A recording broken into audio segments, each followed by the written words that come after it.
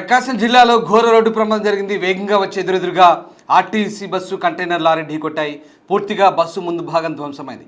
కేబిన్లో container driver ఇరుక్కుపోయారు. RTC bus driver కూడా తీవ్ర గాయాలయ్యాయి. బస్సులో ముందున్న ప్రయాణికులకు కూడా గాయాలయ్యాయి. పామూరు మండలం వగ్గంపల్లి దగ్గర హైవేపై ఈ ఘటన చోటు చేసుకుంది. పామూరు నుంచి కనిగిరికి వస్తుంది ఆర్టీసీ బస్సు. ఎదురుగా వస్తున్న కంటైనర్ లారీ వేగంగా వచ్చి ఢీకొట్టింది. దీంతో రెండు వాహనాలు కూడా పరస్పరం ఢీకొన్నాయి. చాలా దిగ్భ్రాంతికరంగా ఉన్నాయి దృశ్యాలు ఇవి.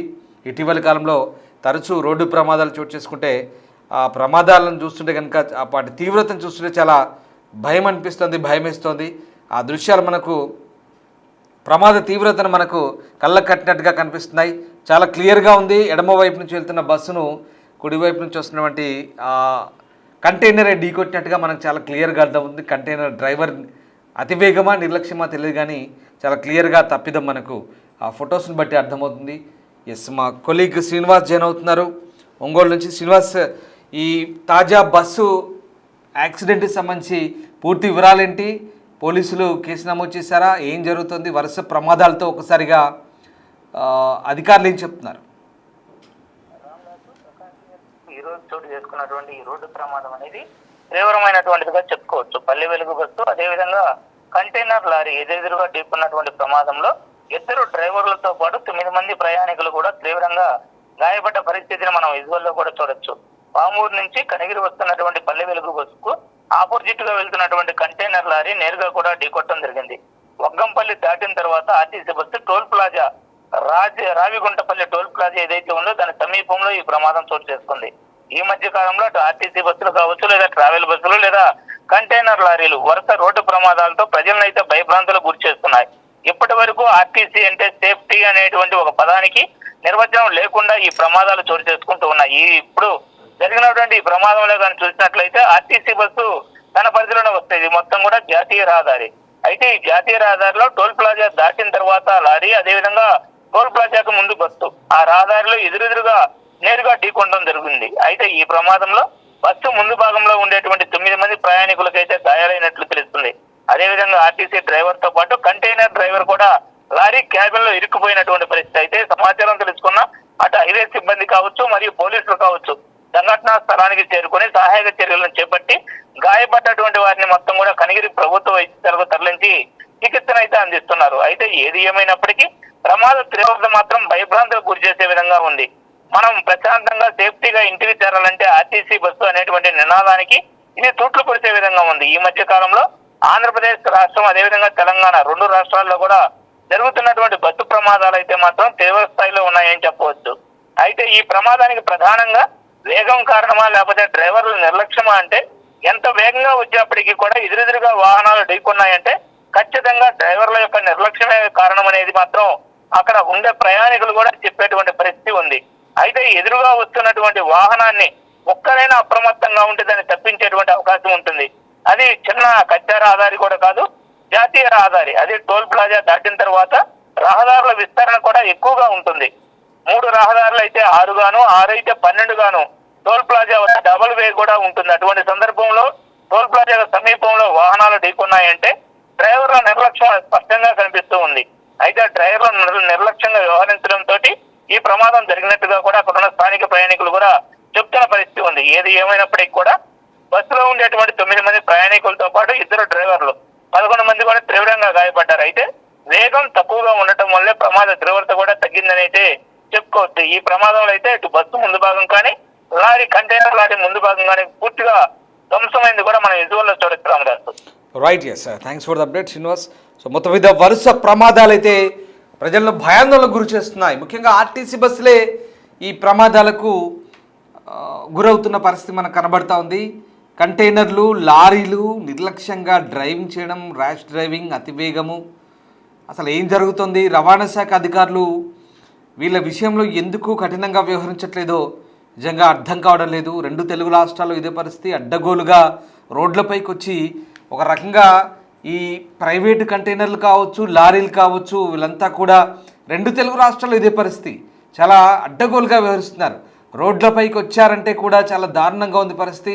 చాలా అరాచకంగా రోడ్లపైన ఈ డ్రైవింగ్ చేయడం, అతివేగము, నిర్లక్ష్యమే దీనికి ప్రధాన కారణంగా తెలుస్తోంది. ఈ 2 వాహనాలు ఎదురుగా ఢీకొన్నాయి. ఆర్టీసీ బస్సు, కంటైనర్ లారీ ఈ రెండు కూడా అతివేగంగా ఢీకొన్న ఘటనలో ప్రస్తుతానికైతే 10-11 మందికి పైగా గాయపడ్డారు, డజన్ సంఖ్యలో గాయపడ్డారు. కంటైనర్ డ్రైవర్ కూడా అందులో ఇరుక్కుపోయాడు. ఇందులో ఆర్టీసీ బస్సు ప్రయాణం అనేది చాలా సురక్షితం అంటూ ఒక నినాదం కూడా ఉంది. ఆర్టీసీలో బస్సు ప్రయాణం సురక్షితం అంటూ ఒక నినాదం కూడా ఉన్న పరిస్థితి. అయితే ఈ నేపథ్యంలోనే ప్రస్తుతం ఈ ఆర్టీసీ బస్సులో ప్రయాణం అంటేనే ఇక భయాందోళనకు గురవుతున్నారు. ఇక్కడ ఆర్టీసీ అని మాత్రమే కాదు, సాధారణంగా రోడ్డు ప్రమాదాలు ఇక్కడ ఈ జరుగుతున్న క్రమంలో ఆర్టీసీ బస్సులో ఇటీవల కాలంలో మరి ఏం జరుగుతుందో అర్థం కావడం లేదు. తరచుగా ప్రమాదాలకు ఇది ఒక నిలవుగా మారుతున్న పరిస్థితి కనబడుతుంది. 2 తెలుగు రాష్ట్రాల్లో ఇదే పరిస్థితి. చేవెళ్ళ బస్ ఇన్సిడెంట్ తర్వాత వరుసగా కంటిన్యూగా ఆర్టీసీ బస్సులు ఎక్కడో చోట ప్రమాదానికి గురవుతున్నాయి 2 తెలుగు రాష్ట్రాల్లో. దీనిపై 2 తెలుగు రాష్ట్రాల అధికారులు అయితే దృష్టి సారించాల్సిన అవసరం అయితే కనబడుతోంది. ఈ నేపథ్యంలో తెలుగు రాష్ట్రాల అధికారులు, రవాణా శాఖ అధికారులు చాలా కఠినంగా వ్యవహరించాల్సిన సందర్భం కూడా మనకు కనబడుతోంది. ఎందుకంటే మరీ ముఖ్యంగా ఈ వాహనాలు రోడ్లపైకి వచ్చినప్పుడు రోడ్డు ప్రమాదాల భద్రతకు సంబంధించి రోడ్డు భద్రతా వారోత్సవాలను కూడా చేస్తారు. ఆర్టీసీలో చేస్తారు రోడ్డు భద్రతా వారోత్సవాలు. ప్రయాణికుల సంబంధించి ఏం చేస్తారు, రోడ్డు భద్రతా వారోత్సవాలు అని చెప్పేసి ఆర్టీసీ బస్సులో ప్రయాణం సురక్షితము, రోడ్డు భద్రతా వారోత్సవాలు, ఇవన్నీ కూడా మనం ఈ బ్యానర్లో చిన్నప్పటి చూస్తున్నాం. ఎక్కడ సేఫ్టీ? సరే బస్సు బాగానే పోతున్నాడు, బస్సు డ్రైవర్ తప్పలేదు, కానీ రోడ్డు మీదకి వస్తే మనం బాగుంటే ఎదురుగోడు వచ్చేవాడు బాగుండాలని రూల్ అక్కడ గ్యారంటీ కూడా లేదు. రవాణా శాఖ అధికారులు కఠినంగా వ్యవహరించాల్సిన అవసరం ఉంది. అసలు మార్గదర్శకాలు ఏవి? రోడ్లపైకి వస్తే అడ్డగోలుగా ఎవరు బండి నడుపుతున్నారో, ఎవరి చేతిలో ఉంటుందో ఏందో అర్థం కాని పరిస్థితి. వాడు మద్యం సేవించి నడుపుతున్నాడా, మంచిగానే ఉన్నాడా, వాడికి లైసెన్స్ ప్రాపర్గా ఉందా, వాడికి గైడ్లైన్స్ పాటిస్తున్నాడా, పోనీ ఉన్న రోడ్లలో రోడ్లు బాగా లేవని బ్లేమ్ చేసినా సరే, రోడ్లు బాగా లేకున్నా అభివృద్ధి దశలో ఉన్నా ఎలా ఉన్నా రోడ్డును బట్టి అయితే వెళ్ళాలి కదా. రోడ్లు బాగా లేకుంటే అడ్డగోలుగా రోడ్లపైకి వచ్చి అరాచకంగా యాక్సిడెంట్లు చేయడం కాదు కదా రూల్. ఉన్న రోడ్డును బట్టి జాగ్రత్తగా వెళ్ళాలి, ఆ ఉన్న స్పేస్లో జాగ్రత్తగా వెళ్ళాలి. వీటన్నిటి కూడా మార్గదర్శకాలు ఇవ్వాలి, లేదా ప్రమాద సూచికలు పెట్టాలి అధికారులు, లేదా ఈ బస్సు కంటైనర్ డ్రైవర్లు, ప్రైవేట్ లారీ డ్రైవర్లు వీళ్ళందరికీ కూడా పిలిచి ఒకనాడు కనీసం ఒక ఓరియంటేషన్ లాగా కనీసం పెట్టి, లేదా ఏ రోజుకి ఆ రోజు రవాణా శాఖ అధికారులు ఎక్కడికక్కడ ఏదో యాక్సిడెంట్లు ప్రమాదాలు జరిగినప్పుడే తూతు మంత్రంగా హడావుడిగా ఏదో కొన్ని తనిఖీలు చేసి వదిలేయడం కాదు. నిరంతర నిఘా, నిరంతర పర్యవేక్షణ ఉండాలి. ప్రమాదాలపై అప్రమత్తత కల్పించాలి, ప్రమాదాలు జరగకుండా సూచనలు చేయాలి, మార్గదర్శకాలు చేయాలి. ఎప్పటికప్పుడు దీనికి సంబంధించిన గైడ్లైన్స్ కూడా ఉండాలి. ప్రమాదాలు ఖచ్చితంగా ప్రతి చోట ఆర్టీసీ రవాణాధికారి ఉంటాడా? ప్రమాదాలు అరికట్టడానికి ఆయన ఏమైనా ఉండి ఏదైనా ఆయన ఏమైనా యాక్సిడెంట్ కాకుండా అడ్డుంటాడా? అది కాదు. కానీ మ్యాక్సిమం వాళ్ళని కొంచెం నిబంధనల విషయంలో కఠినంగా వ్యవహరించి కొంత వాళ్ళకి అవగాహన కల్పిస్తే కనీసం వాడు బండి నడిపేటప్పుడు ఆ ట్రక్ డ్రైవరు, లారీ డ్రైవరు లేదా బస్సు డ్రైవరు ఎవరైనా కావచ్చు, ఆర్టీసీ కూడా వాళ్ళ సిబ్బందికి కొంత ఓరియంటేషన్ లాంటి చేయాల్సిన అవసరం కనిపిస్తోంది. రోడ్డు భద్రతా వారోత్సవాలు లేదా ఇంకా ప్రయాణికులు సేఫ్టీ అని చెప్పి ప్రచారం చేసుకోవడం కాకుండా ఆర్టీసీ కూడా ఆ డ్రైవర్లకు, లేదా సరే నేను ఎందుకు అంటున్నానంటే తప్పు ఆర్టీసీదా ప్రైవేట్ దాని కాదు, అందరూ అప్రమత్తంగా ఉండాల్సిన అవసరం ఉంది. ఇక్కడ వేగం ప్రమాదం తెలుస్తుంది. ఇక్కడ డ్రైవర్ ఆర్టీసీ తప్పు లేకున్నా కూడా ఎదురుగా వచ్చి కుదిరినప్పుడు మనం అడ్డీ కొట్టప్పుడు ఏం చేయలేని పరిస్థితి. కానీ వాళ్ళకు కూడా ప్రతి ఒక్కరికి ఇక్కడ నేను ఎందుకు జాగ్రత్తలు, సేఫ్టీ మెజర్మెంట్స్ అందరికీ చెప్పాలి. తప్పు చేసిన వాడే దోషి, బట్ ఇక్కడ జాగ్రత్తలు మాత్రం అందరికీ చెప్పాల్సిన అవసరం ఉంది. రవాణా శాఖ, ఆర్టీసీ ఒకసారి కూర్చొని జాయింట్గా సమావేశాలు ఏర్పాటు చేయాలి, సమీక్షలు చేయాలి. అసలు ఏం జరుగుతుంది తెలుగు రాష్ట్రాల్లో, ఎందుకు ఇంత నిమ్మకు నీరెత్తినట్టుగా వివరిస్తున్నారు? రోజు కళ్ళెదుటే ప్రమాదాలు జరుగుతున్నాయి, అయిన వాళ్ళని కోల్పోయి, ఆప్తులను కోల్పోయి అందరూ కూడా దుఃఖసాగరంలో మునిగి తేలుతుంటే అధికారులంతా కూడా ఏం చేస్తున్నారో అర్థం కాని పరిస్థితి. ప్రమాదాలు జరిగినప్పుడు మంచి వాహనాల్లో నీట్గా ఇన్షర్ట్ చేసుకొని వచ్చి ఫైల్స్ పట్టుకొని ఇలా నడుము చేతులు పెట్టి పరిశీలన చేస్తుంటారు, ఏందో అర్థం కాదు. చాలా దారుణంగా ఉంటాయి ఈ వ్యవహారాలన్నీ కూడా. అధికారుల తీరా, లేకుంటే అధికారులు ఏమైనా చేయమని చెప్తున్నారా? మరి అలా అని కాదు, దాని అర్థం చాలా దారుణంగా జరుగుతున్నప్పుడు వీటిని అరికట్టాల్సిన బాధ్యత అధికార యంత్రాంగం అయితే ఉంది ఖచ్చితంగా.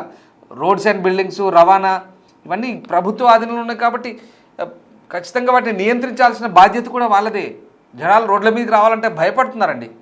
అసలు బస్సులు ఎక్కాలన్నా ఇట్స్ ఏ రోడ్ టెర్రర్గా మారుతుంది తెలుగు రాష్ట్రాల్లో. రక్తం ఓడుతున్నాయి రోడ్లన్నీ కూడా.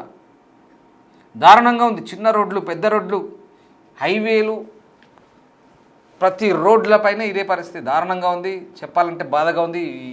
వీటిని ప్రజెంట్ చేయాలంటే కూడా బాధగా అనిపిస్తుంది. ఇదేదో సీజన్ లాగా అయిపోయింది. నిజంగా దారుణం అనిపిస్తుంది, బాధేస్తుంది. అరే ఎక్కడ మరీ ముఖ్యంగా ఆర్టీసీ బస్సులు, సరే ఎవరైనా ప్రాణాలు, ఆర్టీసీ అయినా ప్రైవేట్ అయినా తరచుగా ప్రమాదాలు జరుగుతున్నాయి. ఎందుకు అధికారులు ఎందుకు అప్రమత్తం కావట్లేదు, అధికారులు ఎందుకు కఠిన చర్యలు తీసుకోవట్లేదు అర్థం కాని పరిస్థితి. మొన్న అప్పుడెప్పుడో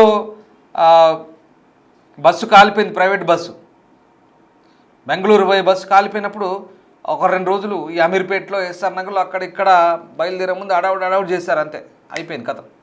మళ్ళీ ఎక్కడ ఎవరి జాగాలో వాళ్ళే ఉన్నారు, ఏం లేదు హడావుడి. 2 రోజులు అధికారుల తనిఖీలు, ముమ్మరంగా తనిఖీలు చేస్తున్న అధికారులు అంటూ ఇక అప్పుడు మనమే కెమెరాలు పట్టుకొని పోయి మేమే చూపించాం బాగా మీకు, అధికారులు కొరడా జులిపిస్తున్నారు గట్టిగా అని చెప్పేసి. అయిపోయింది, ఏం లేదు, మళ్ళీ అంతా శరామాములే. ఇదంతా వ్యవస్థలో ఉన్న వేళ్ళూనికి పోయిన జాడ్యం, దీన్ని మనం కాదనలేం. మీరేమనుకుంటున్నారు కామెంట్ చేయండి.